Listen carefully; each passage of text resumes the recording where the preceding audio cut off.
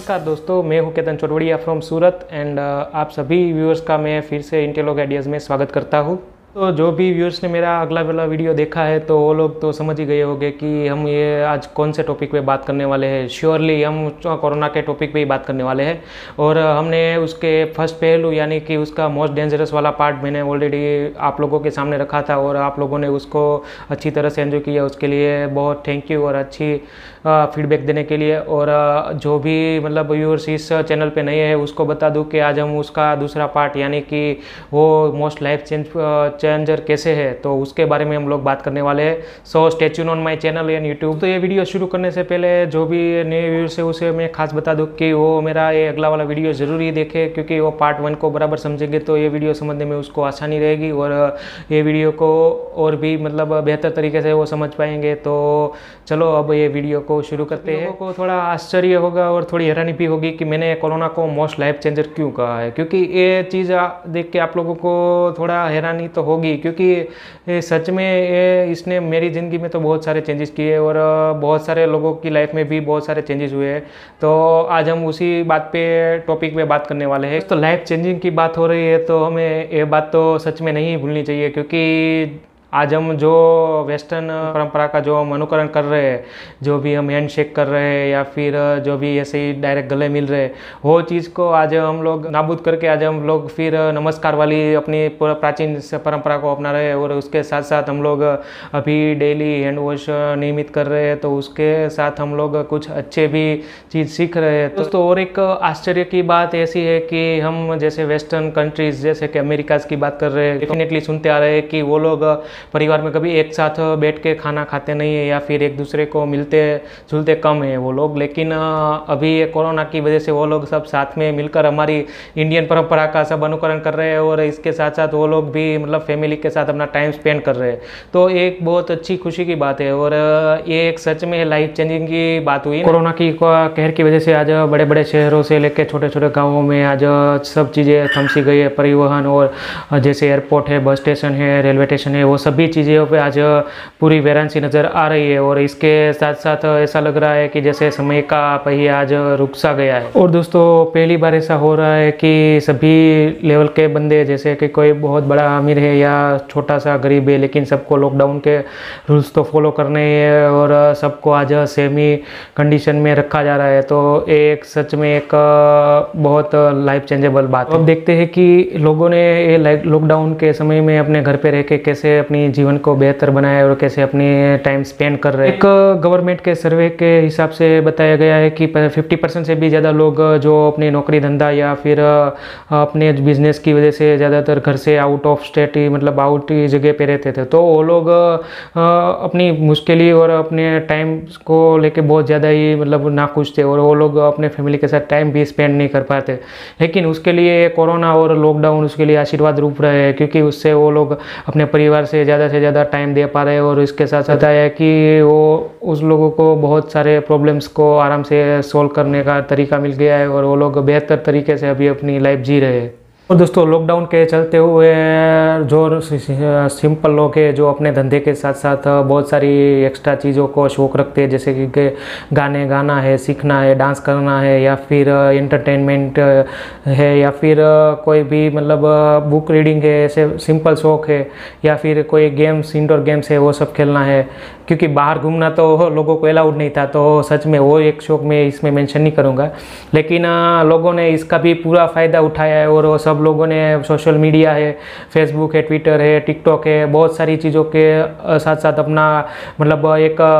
बेहतर प्रदर्शन किया है और लोगों ने भी अपना टैलेंट दिखाने का एक प्रयास किया है। तो उसके साथ साथ अपनी स्किल को डेवलप भी किया है। तो ये एक चीज़ बहुत मेरे को अच्छी लगी, क्योंकि इसके साथ साथ लोगों ने अपना बेहतर नॉलेज और बेहतर स्किल को बढ़ावा दिया है। तो दोस्तों अभी मैंने जैसे बताया कि बाहर जाना हम लोगों को तो वर्जित ही था, मतलब कि हम लोगों को बाहर जाने का अलाउड ही नहीं था। तो इसी बात को चलते हुए मेरा दिल से एक बहुत अच्छा पॉइंट है जो मैं आप लोगों को अभी बताने जा रहा हूँ, क्योंकि एक मैं इको फ्रेंडली और इको रिसर्चर होने के नाते मैं एक ये चीज़ को भी मैं आपके साथ ज़रूर शेयर करना चाहूँ। तो ये पॉइंट है एनवायरनमेंट रिलेटेड, और एनवायरनमेंट रिलेटेड यानी कि टूरिज़्म प्लेस और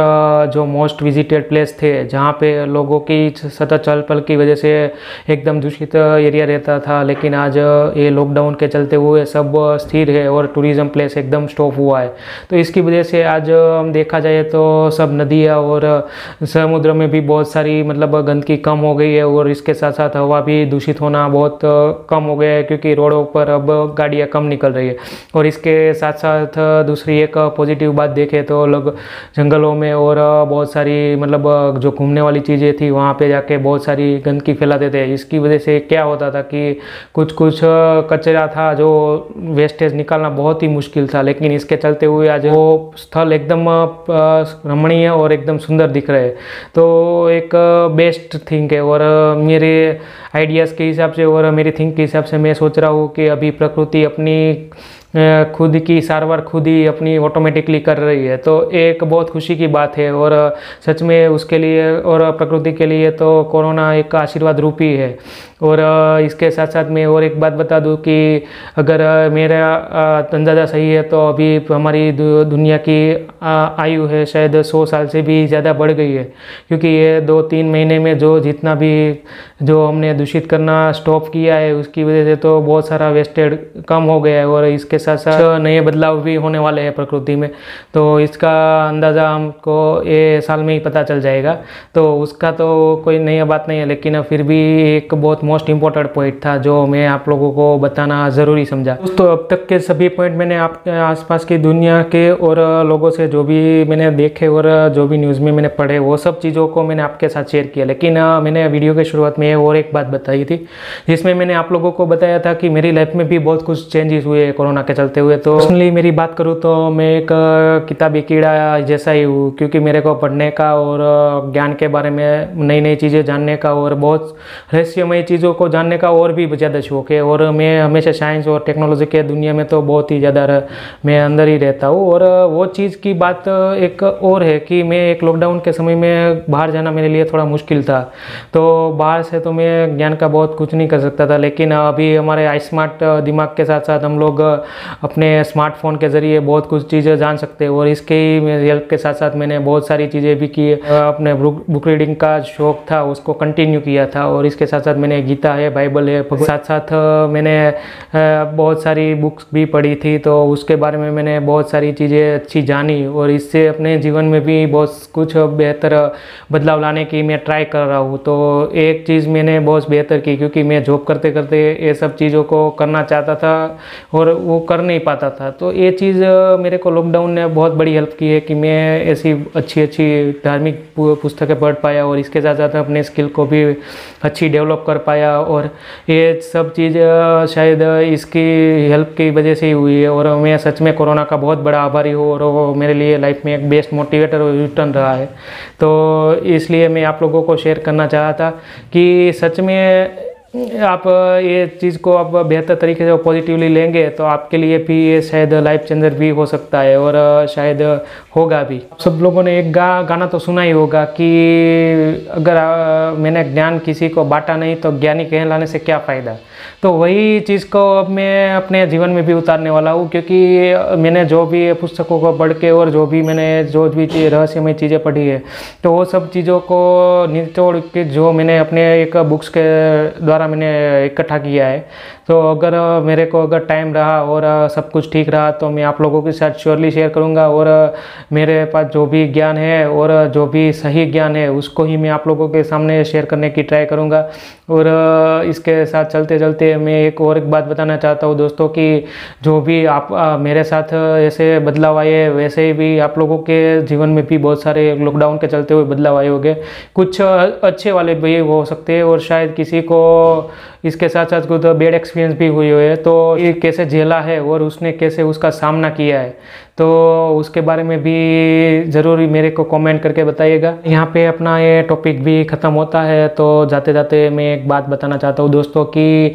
कोरोना के बारे में इतना भयभीत होके उसके मतलब चलते हुए उसके साथ बुरा बर्ताव करने की कोई ज़रूरत नहीं है, और उसको बस अपने समझदारी और सूझबूझ से उसके साथ दूर से व्यवहार करके और लोगों के साथ तथा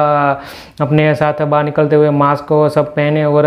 अपनी तकेदारी खुद ही रखिए और अपनी परिवार की भी सुरक्षा का जिम्मेदारी अपनी ही होती है। दोस्तों, परिवार और अपने देश के प्रति थोड़ा सा भी प्यार और थोड़ी सी भी हमदर्दी है तो प्लीज़ अपनी जो भी चीज़ है, जो भी हमको गवर्नमेंट के द्वारा जो भी बताया जाता है बार बार कि आप सोशल डिस्टेंस और मास्क पहने और अपने हाथों को बाहर आ जाते और आते वक्त बराबर साफ़ करिए, तो ये सब चीज़ को आप नियमित फॉलो करेंगे तो मैं आपको भरोसा दे सकता हूँ कि श्योरली आप लोगों को कुछ नहीं होगा। लेकिन अगर आप ऐसी सब चीज़ों को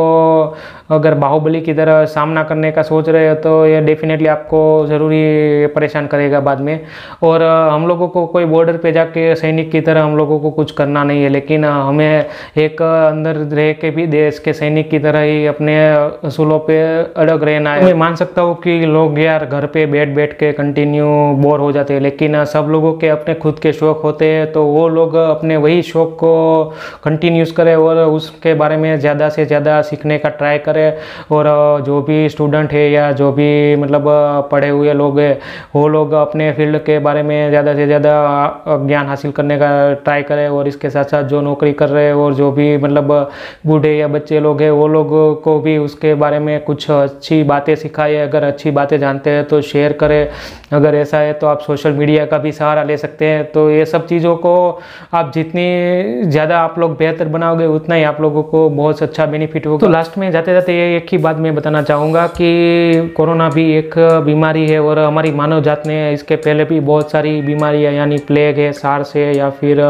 मलेरिया है या फिर स्वाइन फ्लू है, ऐसी बहुत सारी बीमारियों का हम लोगों ने पहले से भी सामना किया ही है। तो ये भी एक नॉर्मली बीमारी है, लेकिन वो तब तक हमारे लिए एक विनाशकारक हो सकती है कि जब तक उसकी दवा यानी कि उसकी रस्सी जब तक हम लोग इन्वेंट ना कर ले, और तब तक के लिए हम लोगों को धैर्य से और सब्र से काम लेना चाहिए। और यहाँ पे मेरे को एक साइंटिस्ट और जो हमारे इस सदी के महान नायक आइंस्टाइन के बाद जिसका नाम आता है उसका नाम है स्टीफन हॉकिंग, जिसने हमारी मानव जात के बारे में कुछ ऐसा अनुमान लगाया था कि अगर हमारी ये बस्ती है या हमारी मानव जात है अगर यहाँ पे धरती पे 200 साल तक बराबर अपना हक जमा लेती है तो वो श्योरली मंगल पे भी अपना घर बसा लेगी। तो ये बात को मैं तो ऐसा मानता हूँ कि शायद उसने जो ये दूरदर्शी नज़र दोहराई है तो वो सच में एक दिन सच होगा ही। लेकिन उसके लिए हम लोगों को अभी से इतना जल्दबाजी नहीं करनी चाहिए और हम लोगों को अपने जो कोरोना वॉरियर्स है, जो पुलिस है, डॉक्टर्स है या फिर जो भी हम गवर्नमेंट की अंडर है तो वो सब चीज़ों को अपने नियमों को बराबर फॉलो करें। और जैसे जैसे वो लोग हम लोगों को सिखाते हैं और जैसे हमको बताए गए वही नियमों को हम पालन करेंगे। और इसके साथ साथ अंत में इतना ही बताना है दोस्तों कि कोरोना के बारे में उसके अच्छे पार्ट और बुरे पार्ट दोनों को देख के आप लोगों को कौन सा पार्ट अच्छा लगा है या फिर आप उससे क्या चीज़ एक सीखे हैं तो उसके बारे में मेरे को श्योरली कमेंट करिए। और ऐसा लगता है कि आप लोग भी कुछ अच्छे टॉपिक जानते हो, अगर अच्छा कुछ ज्ञान है तो मेरे को प्लीज़ श्योरली शेयर करें। और इसके साथ साथ मैं अंत में इतना ही बताऊंगा कि आपके परिवार वाले हैं, आपके दोस्त लोग हैं और वो लोग हैं जो ज़्यादा परेशान है और ज़्यादा, तो मैं एक देशभक्त होने के नाते और एक नॉलेजेबल होने के नाते मैं आप लोगों को बस इतना ही रिक्वेस्ट करूंगा कि जितना हो सके इतना ये वीडियो को वो लोगों को बताइए, इससे वो लोगों के अंदर भी कोरोना के प्रति थोड़ा कॉन्फिडेंट बने और एक डर से नहीं लेकिन इसको एक हिम्मतपूर्वक उसका सामना कर सके, उतनी हिम्मत मिल सके। तो प्लीज़ ये वीडियो को जितना हो सके उतना प्लीज़ शेयर करने का ट्राई करिए। बस इतना ही, साथ में जय हिंद, जय Bharat, be safe and corona warrior support करिए। तो दोस्तों बहुत जल्दी मिलेंगे एक नई सोच और नई विचार के साथ इंटेलॉग्स की दुनिया में यानी बुद्धिजीवियों की दुनिया में के साथ। तो तब तक के लिए save nature, save earth, save life and be eco friendly. Great day है। Thank you. जय हिंद, जय भारत।